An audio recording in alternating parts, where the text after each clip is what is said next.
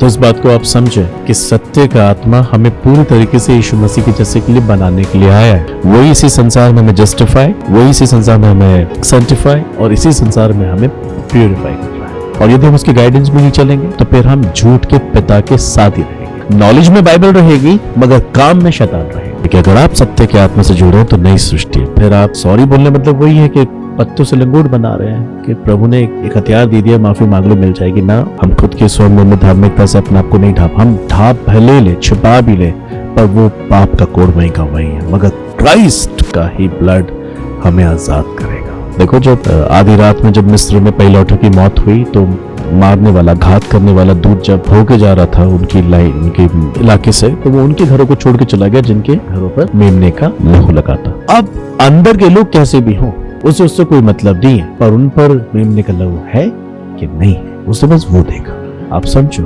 यीशु का लहू होना हमारे जिन पर जरूरी है। बहुत से लोग हो सकता है अंगीकार करें, पर के जिन पर यीशु का लहू हो, यीशु का लहू वही रिफ्लेक्ट होगा एक विश्वासी के जीवन में जो सत्य से अपने आप को जोड़ चुका है। क्यों? क्योंकि नई सृष्टि का परिवर्तन दिखेगा।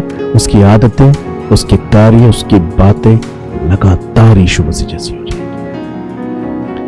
अब ज्ञान बहुत है, वचन बहुत सारे याद है, दुआ में भी देखते हैं, आराधना भी चल रही है, प्रार्थना भी चल रही है, ऑफरिंग्स भी चल रही है, सब कुछ दिख रहा है आपको, पर उसका कैरेक्टर ना, वो फर्क है। वो नई सृष्टि में वहां धोखा है, फिर नहीं बच सकते। मैं यही कहूंगा कि आज के संदेश को समझें, डिसीजंस लें। प्रभु का आगमन हो रहा है, मैं और आप इस बात को समझें कि हमें सत्य में बने रहना बहुत जरूरी है। सत्य एक बार कड़वा तो लगता है, समटाइम्स पेन भी ले आता है, बट हमें सुरक्षा भी देगा। वचन संहिता 25:5 के निमित्त हमें प्रार्थना करनी चाहिए कि मुझे अपने सत्य पर चला और शिक्षा दे, कि तू मेरा उद्धार करने वाला परमेश्वर, में दिन भर तेरी बाट जोता रहता हूँ। May God bless you through this message and may God bless you all.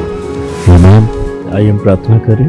पिताजी, मैं प्रार्थना करता हूँ हर एक हमारे बुजुर्ग माता पिता के लिए, हमारे ब्रदर्स एंड सिस्टर्स के लिए, जवानों के लिए, और वो जो पहली बार आज यहाँ पर आए थे, उन सबके आत्मा प्राण थे पर आपका अधिकार मांगता हूँ प्रभु। पवित्र आत्मा के द्वारा उस हर एक व्यक्ति को पश्चाताप की ओर ले आइए जो अब तक आपसे दूर और आपसे अनजान है।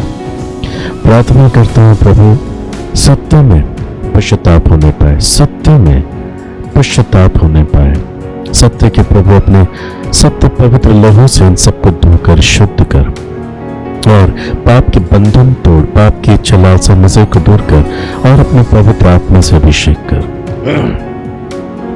पवित्र आत्मा के द्वारा अभिषेक करके आप में एक नई सृष्टि बन जाए। आज से प्रभु इनका कैरेक्टर बदलने पाए, इनका स्वभाव बदलने पाए, पवित्र आत्मा के नौ फलों से भर जाए, जैसा लिखा प्रभु गैलेशियन चैप्टर 5 में।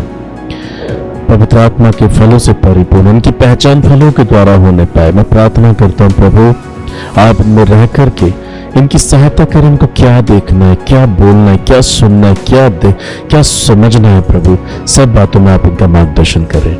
आपका पवित्र आत्मा आप इन पर राज्य करें, आपके पवित्र आत्मा इन पर राज्य करें और इनको इनके व्यक्तिगत, वैवाहिक, पारिवारिक, सामाजिक, आर्थिक, सेवकाई के जीवन में विश्वास योग्य बनाए। धन्यवाद करता हूँ प्रभु आज की इस टीचिंग्स के लिए। हमें हर एक को बड़ी बरकत देना। मैं विश्वास करता हूँ कि हम आपके राज्य के लिए तैयार किए जा रहे हैं। यीशु मसीह के नाम से मांगता हूँ। थैंक यू लॉर्ड, आशीष देने की।